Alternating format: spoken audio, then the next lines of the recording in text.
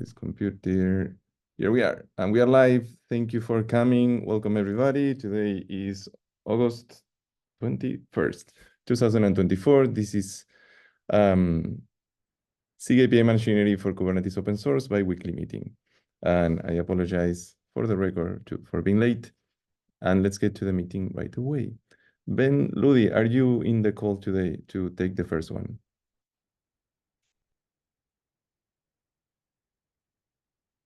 Do we have Ben? All right. Even if we don't have Ben, which looks like we don't, I will go ahead and... I know you can cover it. Yeah, thank you. Yeah, I can cover it. So I think it was in 1:30, which is 2 releases ago now. There was a new feature gate added for refactoring change to do API serving with a Go routine. And I believe Eric is on this call, but I'm going to try to describe what I think the goal of this was. I think the goal of this was to allow releasing the stack for the overall REST handler, which was consuming a lot of memory in the stack space for long-running requests. And a way to do that was to launch a Go routine that would actually satisfy a watch. The side effect of this is that we ended up with a situation where a request actually would still be running after the handler chain was complete.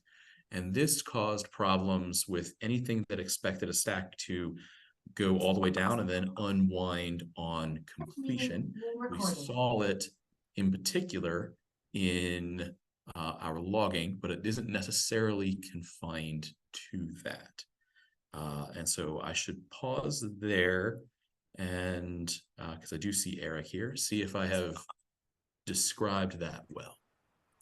Yes, thanks. And also I want to add because some characteristic of Golang runtime, it try to predict the stack size for the new Go routine. So if you spam a lot of Go routine with large stack size, for the new Go routine, the Golang runtime will decide with a bigger stack. So this is like a kind of property of Golang runtime. So minimizing the Go routine stack size will reduce the overall stack size. This is some findings I had when I working on this feature. Okay, I mean that's good to clarify. So it's on this list because we had to disable the feature because of the side effects of the known side effects that we found. I'm actually concerned about the feature overall in terms of the trade-off it makes for maintainability versus performance. So I can appreciate that we will reduce memory utilization by having a change like this, but it's actually, as a developer, very difficult for me to reason about code where the stack doesn't build and unwind in the serving flow. I find that code behaves unpredictably to me when I look at it. And based on the bugs we're finding, it looks like it's not just me. So I would actually, I know it was a well-intentioned feature, it's for a good purpose, and the observations that were made were good, but I think the trade-off is more than I would like to keep. So I'm opening it up here for comments to see if other people have looked at it and see similar. So I guess that would be people like Joe and Mo, and maybe Mache. Whether you guys have hit this at the edges and that the stack not unwinding at the end of a request, instead the stack unwinding before the request is finished and then sort of having a dangling request handler. Yeah, I see the problem. I am not aware of us seeing this in production, but that doesn't mean it hasn't happened. I'll look more closely, but yeah, I agree that unwinding in that way makes for some tricky to get right code.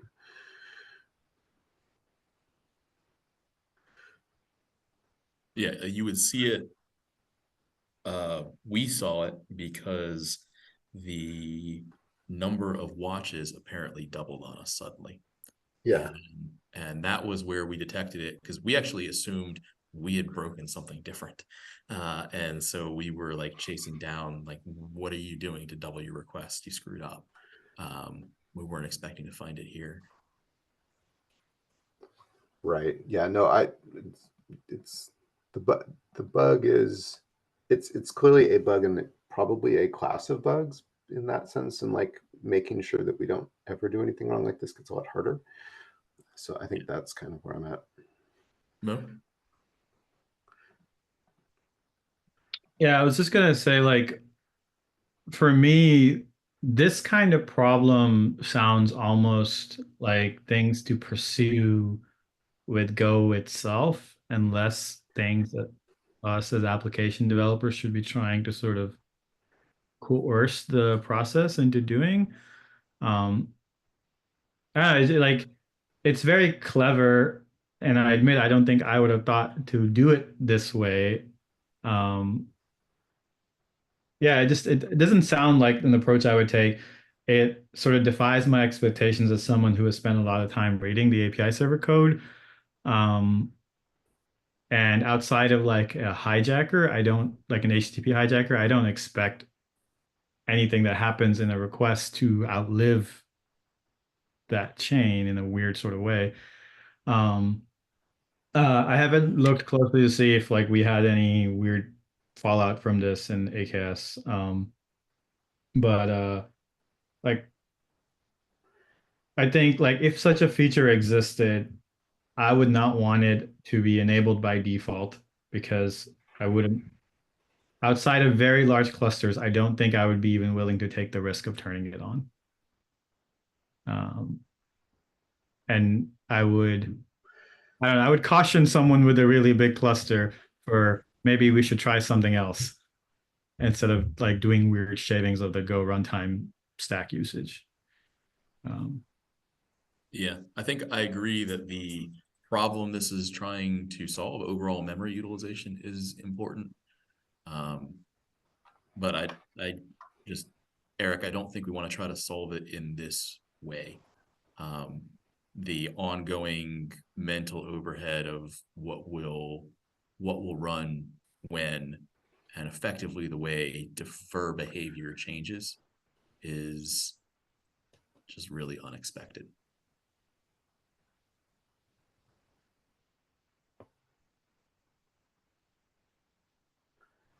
Yeah, if this forum thinks this is not sustainable, I think I'm okay to revert that. But I also want to add, I add another pull request to make this kind of trade-off to put this filter on the top of the filter chain, so that the other chains, other filters are not impacted by this thing. Kind of minimize a little bit, but still, I know you have concern about this thing. But on other note, on the other hand, I feel like with the increasing usage of watch, maybe at some point it will become more important to minimize the overhead of a single watch connection. But this is just my 2 cents. Okay. I did look at that PR. I did still have some concerns. I'd be happy for other people to look at the PR as well. There's a Slack thread. Maybe you can drop it in the agenda, Eric, so that other people can look at it. I don't think it addressed all my concerns in how the stack is handled. And if we do end up in a spot where we still lack confidence that we're going to be able to maintain it well over time, I do think we're going to revert this one out. But that doesn't mean that we disagree with your goal of performing better under higher load, just not in this area. Let's find another way to do it. So another spot, like, so not in a Golang stack manipulation kind of a spot, but is there another spot where we can change memory utilization behavior? Something like the streaming list is a good example, or CBOR is an example, or CRD field selectors actually is a good example, because it, by decimating what gets returned, we actually do limit memory utilization.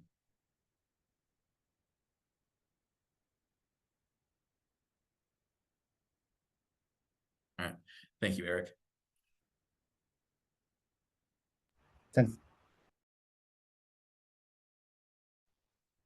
Okay, so sounds like for the first topic we already covered.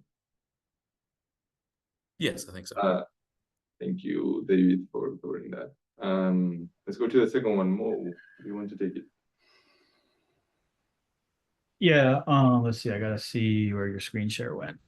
Is anybody screen sharing? I can't actually remember. I am sharing, yes. I can stop sharing, or I can share whatever you want me to share. Oh yeah, sorry, I'd lost it. Can you open up my PR real quick? This thing? Yes. Well, yes. Docs is trying real hard to help you there. So I wanted to bring this up again. I had brought this up back a couple of weeks, and I have re-implemented it since then based on some of the suggestions I think that Ben had pointed out to me, benluddy. But the general gist of this PR now is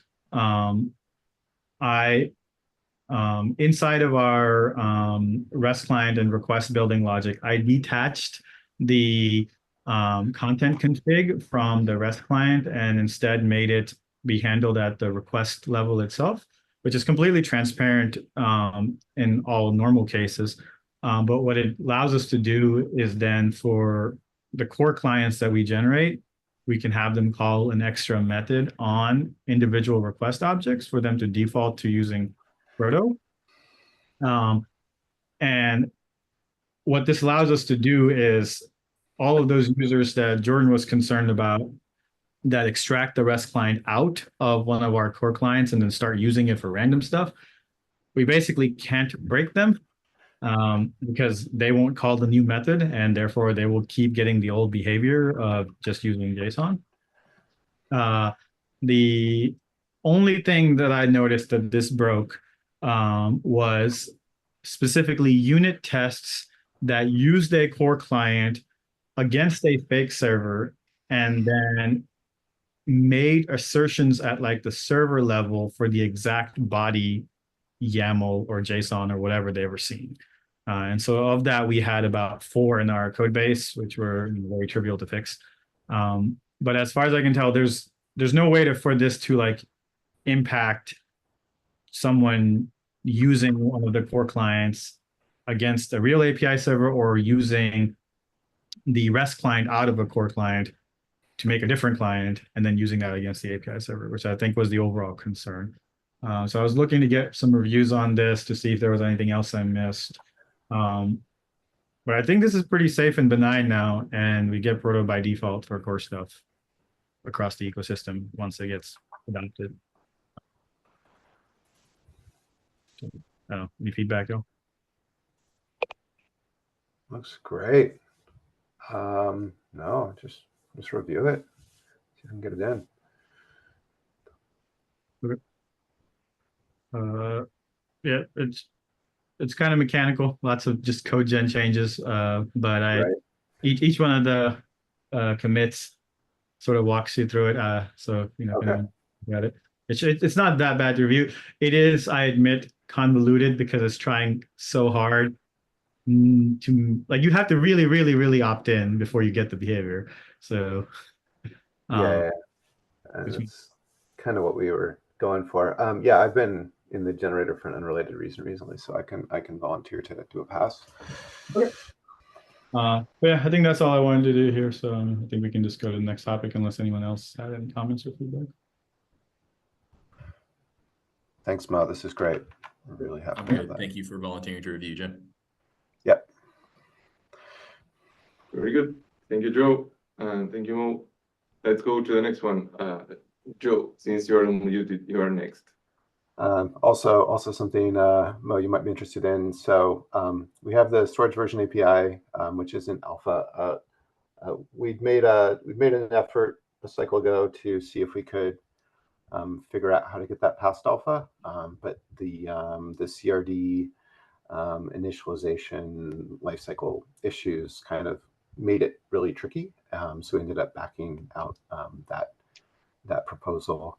But I remembered that we still have storage version migrator, which depends on the storage version API, if I understand right. And then we also have UVIP that depends on it. So I wanted to just bring this up. Is there some approach that we could agree on to get that unstuck? What would be the right next step for that? I want to clarify. Actually, I bet Mo wants to clarify the same thing. Go ahead, Mo. Yeah, I was going to say, as SVM explicitly doesn't depend on the storage version API. It was detached because it lacks the KEP for SVM considers automation of the creation of SVM objects to be out of scope, which is where the dependency would exist. So the SVM KEP is basically, here's a new built-in controller, and here's objects that you can use to drive it, but the automation of that driving is not in the KEP on purpose. That's great. Specifically because I wasn't sure how long it would take the storage version API to make its way through. Yeah. It was also a level of complexity we just didn't need. I was going to clarify the same thing, Mo. So how do we get it unstuck? If I recall correctly, there was like an hour-long meeting. You might not have been able to be there, but I think Joe and I were there, and I don't remember who opened the PR. That person was present as well. And that would probably be yeah. Yeah. And the output of that was the list of criteria we needed for a custom resource handler. I don't believe there is a path forward that does not involve correcting the custom resource REST handler. I think that is essential to having the feature work, because we need to have the same parity of, we guarantee that this happens before that. We can try to dig up that doc if you're having trouble finding it to describe it. I think that requirement is still there. So resolving that, I think, was the only blocker that I remember. Okay.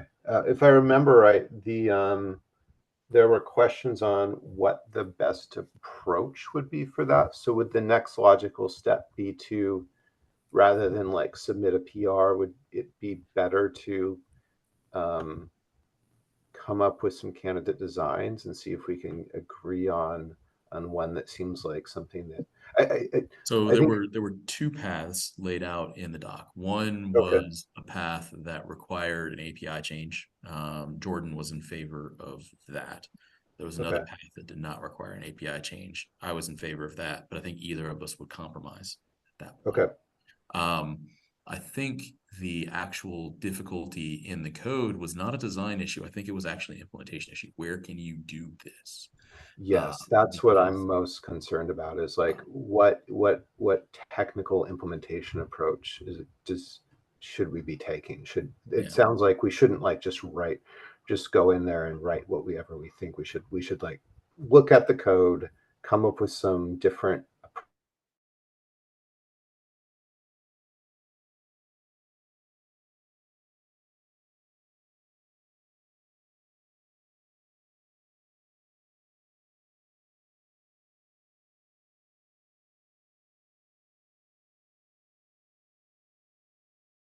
after you get one. There was a before and after issue with it, and it's a fairly intricate piece of code. So like I'm not surprised we didn't get it on the first try. There have been logic holes because it's a multi-threaded racy situation. But I do believe that it can fundamentally be solved. I don't think there's anything we came up with that prevents a solution from existing. Right. We just need to narrow down to find that spot, make sure we understand exactly how we're going to think about that, how we're going to assert correctness. Okay, I think that's enough for me to look at it again. I'll probably look at this at kind of a high level next and see if we can identify some candidate approaches, and then we'll circle back. Thank you. Yep. Oh, sorry, Merrick has a hand. Yeah, sorry, just making sure about storage version migrator. I had only one unfortunate way to meet it, so I don't have full context. Is any work being considered to not have storage migrate or conversion webhook before watch cache, so that we don't have so that we have any measure of scalability for this feature? Because if conversion webhook is on critical path for watch cache, that's for me seems like a pretty big concern. So I don't think we have any way to make storage version migration work without doing the writes. Are you asking whether we can redo the cache, a way we can do conversion after consuming a watch event? Yes, so that cache can still serve even. So cache is directly filled from etcd and not depends on the external webhook. I don't know the caching code well enough to actually be able to say. Maybe Mo? I mean, I think that should be possible. It's just a question of, I mean, it requires a huge rewrite of the coding, which is... Yeah, that's what I was going to mention. I think you would have to fundamentally rewrite how some of the lowest level decoding logic works for that CD, because the spots that know the information today are very different than where you want them to be. You basically want to hold on to, like, I think you not only have to move the conversion, I think you would also have to move like encryption at rest with it, right? Because all of that is part of like converting from bytes into ghost structs, right? Like it's all in the middle. And that happens right in basically SCD3.go right now, right? And you basically will have to push it out and keep it all like raw. Yeah, and other option, batch conversion, because Watch doesn't currently support batch conversion. Even so, we can grow the queue or the channel up to 100 events, but still will be processing event by event. Yeah, I know the conversion webhook API was written with the ability to do multiple objects at one time, but not as far as I could tell, because I was experimenting with when I was playing with SVM. No matter what, we only can put one object through at a time just because of how our code is structured. Like it's not technically impossible. I just think it would be a very scary rewrite of very important code, I guess is what I would say there. And for me, it's scary dependency, so it's a pretty... Yeah. I don't think we're saying no right off, but I think at least those of us on the call today don't have confidence in saying, oh, this is a straightforward watch cache change. I think if we wanted to consider that change, we would. I know I would want it feature gated. I'm trying to decide. I think it would hit enough spots because this also feeds how we serve the lists now, right? Yeah. I would want some consideration of how we keep those in sync. I have reservations there. The reservations are not insurmountable, but it is not an obvious refactor to me. Don't know about Wojtek isn't here.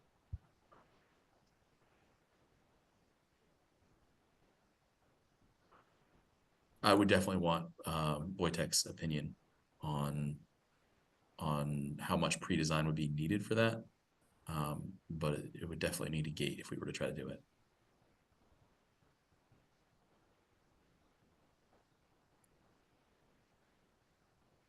Okay, just wanted to make sure that the issue is or we know that there is a dependency there. Yeah, I was surprised when I saw the impact when you found it at the end of last release, and then you had the change to call in parallel. Clever bit of code, by the way. I liked that that little intermediate pipe and then reordering on the way out. That was nice. But yeah, I hadn't thought of that implication before.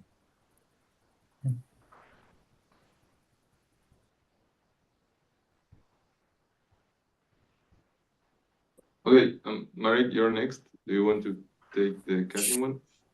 Sure. So on the topic of watch cache and the last feature we released there, yeah, I wanted to share what I've been doing in my free time, which I maybe have too much.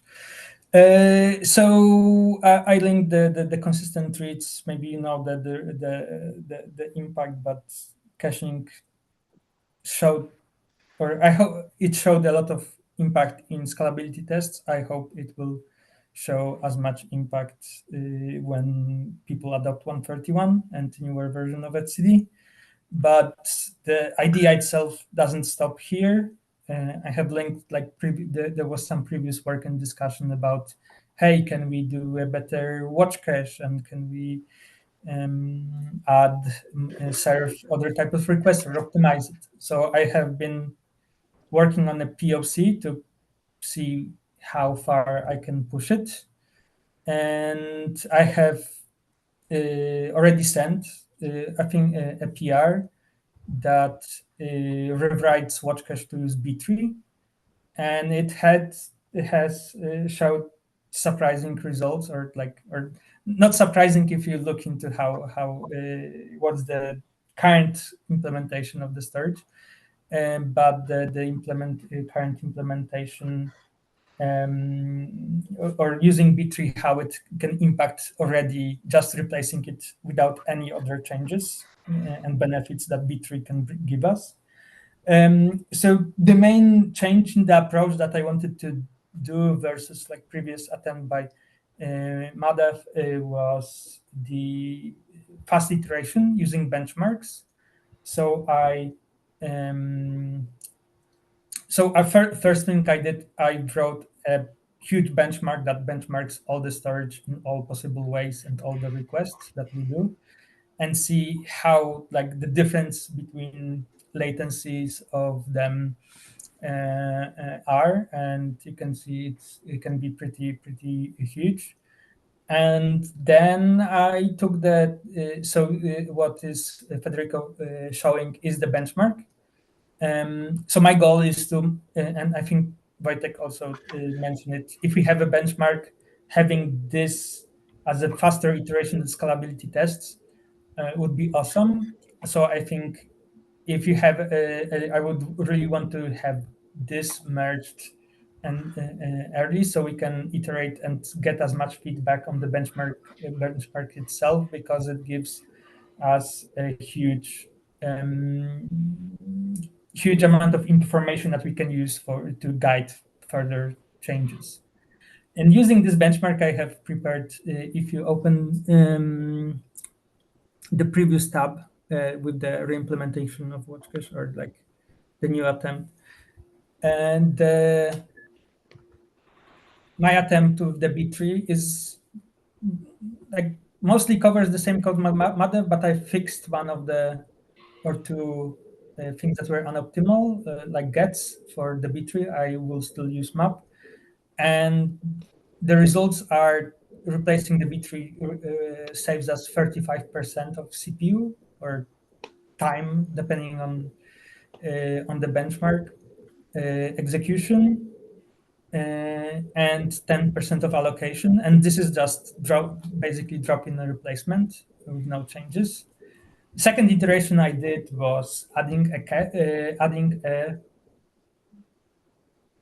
using B3 property, which is they're very nice to clone and have an immutable version, have immutable versions, and cloning those, because you can instead of needing to copy all the objects, you can copy minimal subtree that changes to serve pagination. So every time there is a request with a limit and there is expectation that you didn't return all the results, you and client will paginate.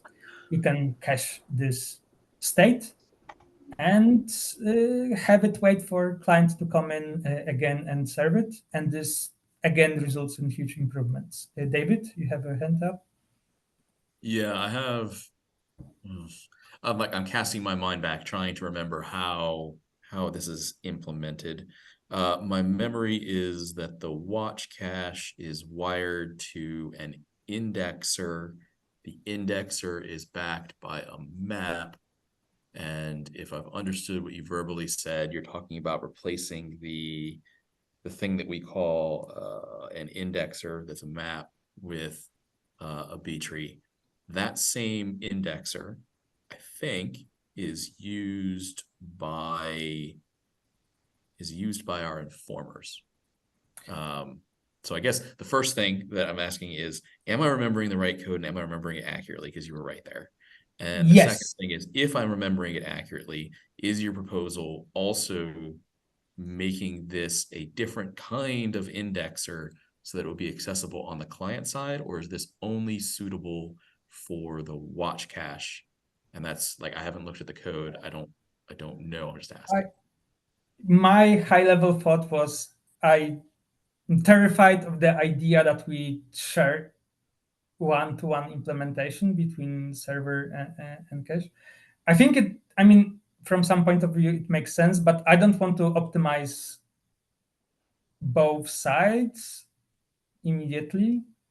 Okay, that is you think it could be done, but it is not necessary for your first objective. Yes. Also, I'm super proud of myself for remembering how that works. Yeah,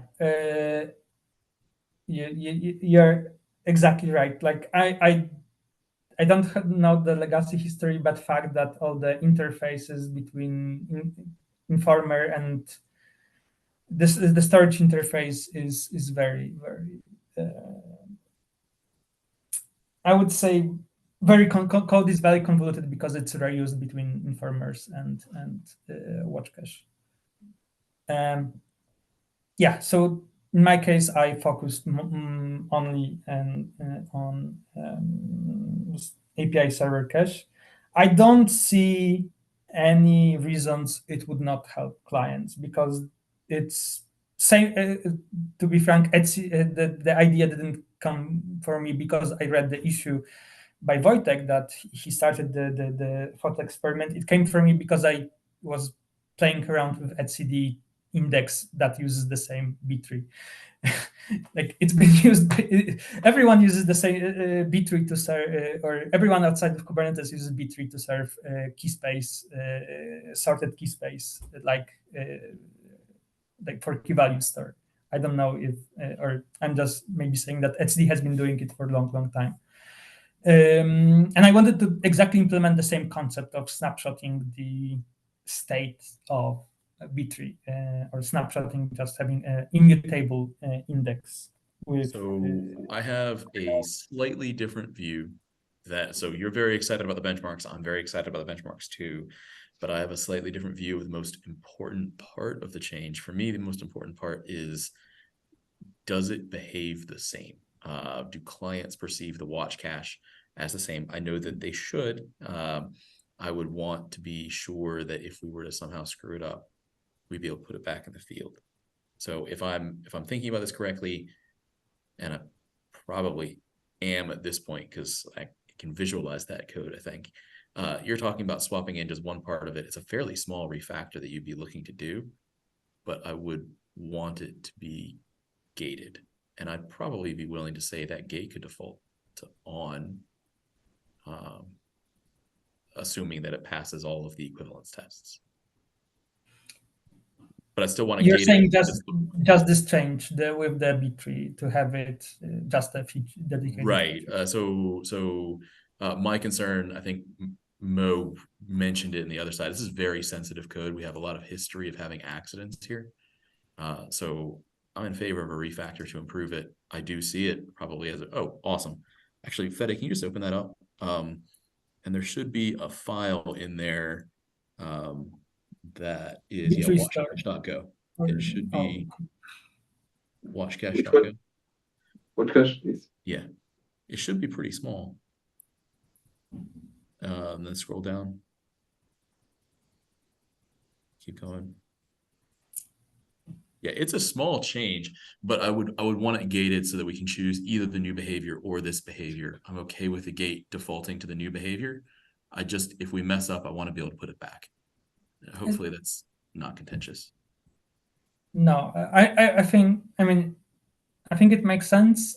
I would prefer, even personally, to address the concern you have about testing, because this is what I before I attached anything. I'm trying to think of a way that would not defeat the purpose of your change, right? So in a couple spots, one of the things we've done before is have an environment variable that says we're actually going to do the thing twice and compare them, and that has shown issues before, but that's so expensive here that I don't think it would be practical to do. If you told me it would be practical to do, that'd be fine too. But I think my minimum bar is just gating it. In my opinion, this would not be a cap rewrite. Joe, do you disagree? Oh, that's just one step from free. I mean, that's worthy of like the test. It's a small refactor. Yeah, it's purely internal. Yeah, but it does need to be gated, Merrick, and we can think about how to get that confidence. I can't think of anything better than the unit integration tests we have now. Yeah, so what I've been doing is I also sent at least one PR with additional tests, because our unit tests don't cover full surface of the cache or the storage, because we depend, some features are only tested on integration level. Even like, for example, pagination, I sent today the PR to add pagination. I think Wojtek already reviewed it. But yeah, okay. I can. I'm strongly in favor of adding the tests. So yeah. Yeah, so I definitely will use it to add more tests, and I definitely made a lot of mistakes. I think latest change also broke the integration tests, but it's so slow to iterate on them compared to unit tests, so it will take me some time to fix it. But yeah, in terms of how long we'd like the gate to live, my preference would be to have the gate present for the watch cache. I think I'd like to have it present for at least 2 releases. Like, don't plan on just having it for 1 release. I think we want it at least to see good adoption, maybe even 3, hit all supported levels, and then pull it out. But defaulting to on would not bother me. Okay, so maybe let me link you something that might be more ambitious or bothering. As I mentioned, I implemented pagination to the watch cache by using the cache for continuations, and then I played around and implemented a full exact, serving full exacts by snapshotting cache every 100 revisions, or not revisions, 100 events on watch, and basically replaying the watch cache state. If we need to serve some, I know, exact revision, you just have a separate B tree that has all the snapshots, the history of the snapshots, and you find the first left. Yep. That one's going to require a cap. Because again, if I've understood you correctly, what that means is I'm using this B tree, you snapshot at particular levels, that's fine. You are storing the events in between, you go to the closest one that is before, and then you replay forward till you find what you're looking for.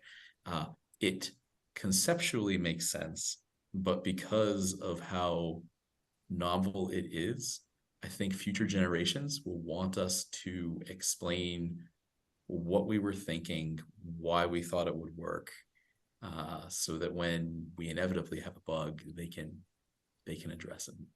find it and fix it. Sure.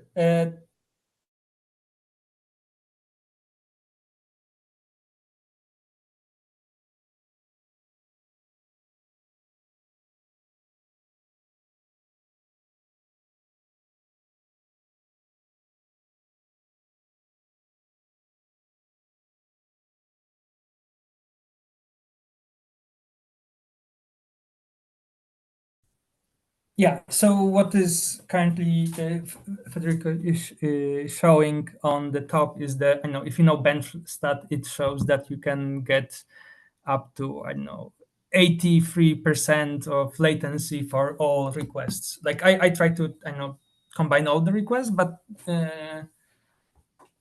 and I think still I have some issues with indexers that I noticed that my benchmark didn't work correctly with the field, like indexing fields, indexers for the fields. But high level, this is a level of improvements that I expect. In some cases, like 90% for exact matches by replay should be possible. Like high level, you're right. This gets very complicated, and that's why it's not a proposal. I started with the PR that just adds the tree, because it's already interest, like opening a lot of doors, as it moves us from theoretically simple data structures that are meant to be nice theoretically, like a map or hash map, to something that is more tuned to real world, CPU cache behavior, which is more bit trees. An exact tuning of them, and when you go to that direction, you sometimes need to tune things, like, and that requires a lot of things. So yeah, cache is dangerous. This is very famous. This is very good thing. This brings me to what is blocking it and why maybe I agree with David with what we need a cap. I think before we even start to be more ambitious with it, we need two things. One is much more monitoring and observability for the watch cache, because in my opinion, the current observability is pretty much useless. But you can find it on me. I spent like a month debugging one of the watch cache issues that I sent with the lost events that has been, like from a couple of months ago. And we need to definitely improve that so we can have more metrics and understanding differences between those two states. And second one, consistency checking. I've been talking to Wojtek about adding consistency checking between API servers for the watch cache and API server versus etcd. High level, you could, if you at some point, if you implement, let's say, assuming that you have optimal way to calculate hash, we should be able to API server should periodically be able to ask etcd, hey, or we would need a new API, or changes in API, but API server should be able to check its own hash and ask for some range of objects or for one resource in storage, and ask etcd, hey, give me the same cache, and assuming we have similar implementation that is meant to match itself, the hashes should match. And that's also a huge feature, but I think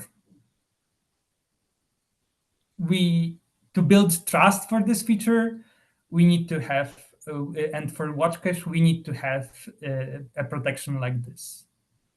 I don't know what if I'm maybe more paranoid even than David with that. But I've been debugging watch cache very in some cases, so I think it can be required in some cases. That's all. Like for me, all the PRs I linked all the PRs and all the things that I'm working it. If I would have one ask, is to please look at the benchmarks, because this is the this is the main way to optimize, is not to go through like 4 hours scalability test and see if one line change how it impacts our performance. That's ineffective. Let's have a more official benchmarks for storage layer that anyone can use and optimize. Yeah, that's all. Yeah, I really like that last comment. I think having more benchmarks and building trust in benchmarks is going to open the door to lower the bar for more people to make contributions. That's great. Thanks, Marek. I'm also very glad that you are looking at correctness, and thank you for finding and fixing that. I think I remember the one you're talking about down in etcd was pretty brutal to discover at an unfortunate time. Yeah, so if you want the B-tree refactor, I think that one's easy, and you probably want to start authoring that KEP if you want the continuation token and exact. But I think those benchmarks are very impressive. Yeah. So if anyone is interested, like you can ping me on Slack. I definitely, it will take me a lot of time, but if there is someone helping, it definitely will be easier to iterate and get more feedback. Very good. Well, looks like we made it to the end of the meeting, and thank you for all the good discussions. And thank you, David, Joe, Marek, and all the leadership here. I will upload the meeting recording later today, post it in the channel, and hopefully we'll see you in a couple of weeks. Thank you so much. Have a good weekend. Not a good weekend, yes. Have a good Wednesday. Started with W, and my subconscious played the trick on me. Have a good Wednesday and a good rest of the week. I will delete that part from the record. Bye, Fede.